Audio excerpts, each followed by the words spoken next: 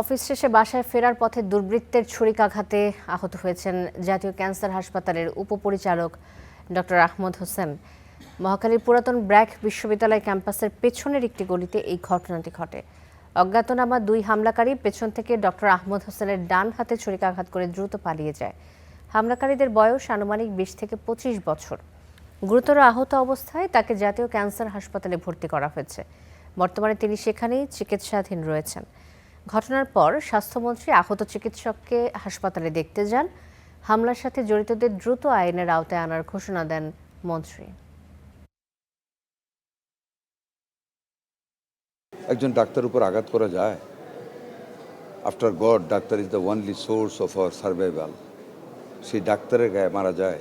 Tender সংক্রান্ত হোক আর যেই সংক্রান্ত হোক, যেই হোক, আমরা বিচারের আওতায় আনবো। আমাদের স্বাস্থ্য সেবা কেন্দ্রকে আমরা নিরাপদ রাখার জন্য যত রকম ব্যবস্থা নেওয়া দরকার, ইনশাল্লাহ আমরা সেটা নেব।